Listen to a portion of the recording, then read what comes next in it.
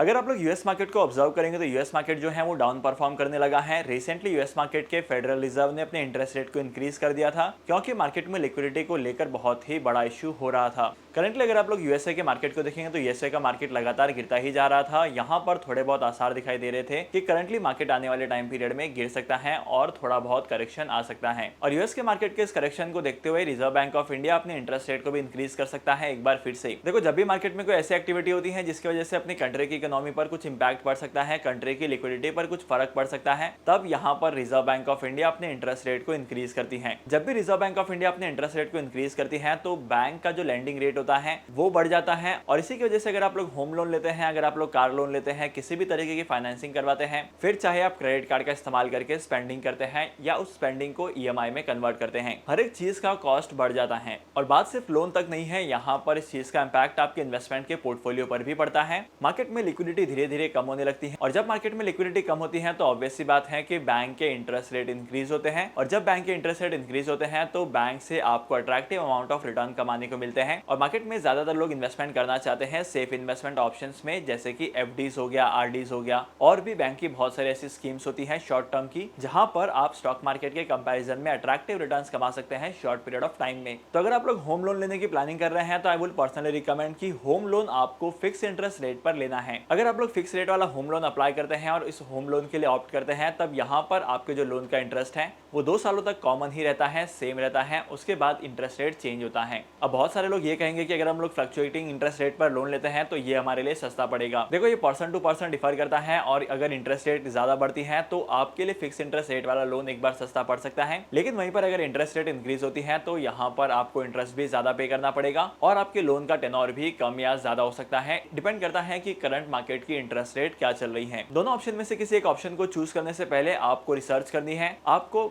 Study करनी है कि आपके लिए कौन सा ऑप्शन बेस्ट होने वाला है, उसके हिसाब से आपको डिसीजन लेना है। लेकिन जब भी रिजर्व बैंक ऑफ इंडिया अपने इंटरेस्ट रेट को इंक्रीज करती है तब इंपैक्ट मार्केट पर बहुत पड़ता है। अगर आप स्टॉक मार्केट में इन्वेस्टमेंट करते हैं लॉन्ग टर्म के लिए या आप लोगों ने इन्वेस्टमेंट किया है लॉन्ग टर्म के लिए, तो यहाँ पर आपके इन्वेस्टमेंट के पोर्टफोलियो पर बहुत ही ज्यादा बुरा इंपैक्ट देखने को मिल सकता है। बहुत सारे सेक्टर्स की वैल्यूज गिरने लगती है क्योंकि मार्केट में लिक्विडिटी ना होने की वजह से स्टॉक मार्केट में उन कंपनीज के रेवेन्यूज कम हो जाते हैं और इसी के साथ साथ जब कंपनी के रेवेन्यूज कम होते हैं, कंपनी का बिजनेस डाउन चलता है, तो उन कंपनीज के शेयर्स की प्राइस भी गिरती है। लेकिन अगर आप लोग लॉन्ग टर्म के लिए इन्वेस्टमेंट करते हैं तो ये टाइम पीरियड आपके लिए बहुत ही अच्छा हो सकता है, क्योंकि अगर मार्केट में इंटरेस्ट रेट इंक्रीज होते हैं तब यहाँ पर बहुत सारी ऐसी कंपनीज के शेयर्स होंगे जहां पर आप इन्वेस्टमेंट कर सकते हैं लोएस्ट प्राइस पर। एकदम से तो लो नहीं होगी, लेकिन यहाँ पर आपकी जो प्राइस होगी ये काफी ज्यादा अट्रैक्टिव होगी और अगर आप इन्वेस्टमेंट करते हैं तब आपको एडिशनल रिटर्न्स कमाने को मिल सकते हैं बिकॉज ऑफ प्राइस गैप। चलो मान लेते हैं कि reserve bank of India interest rate को इंक्रीज कर देती है, तब यहाँ पर आपका अगला स्टेप क्या होगा? आप लोग स्टॉक मार्केट में इन्वेस्टमेंट करेंगे क्या बैंक की एफडी में इन्वेस्टमेंट करेंगे? मुझे आपका ओपिनियन क्या कहता है कमेंट सेक्शन में जरूर बताना। स्टॉक मार्केट में इन्वेस्टमेंट करने के लिए डीमैट अकाउंट की रिक्वायरमेंट पड़ती है और अगर आपके पास एक डीमैट अकाउंट नहीं है तो डीमैट अकाउंट ओपन करने के लिए लिंक मैंने डिस्क्रिप्शन में दे दिया है। डिस्क्रिप्शन के लिंक का इस्तेमाल करके आप डीमैट अकाउंट ओपन कर सकते हैं और स्टॉक मार्केट में इन्वेस्टमेंट करना स्टार्ट कर सकते हैं। तो आज की इस वीडियो को यहीं पर खत्म करते हैं। आई होप कि आज की इस वीडियो का कंटेंट आपको वैल्यूएबल लगा होगा। अगर आपको आज की वीडियो का कंटेंट वैल्यूएबल लगा है तो इस वीडियो को लाइक करना, शेयर करना। इसी के साथ साथ मैं आपको मिलूंगा अगली वीडियो में नए टॉपिक के साथ, एक इंटरेस्टिंग टॉपिक के साथ।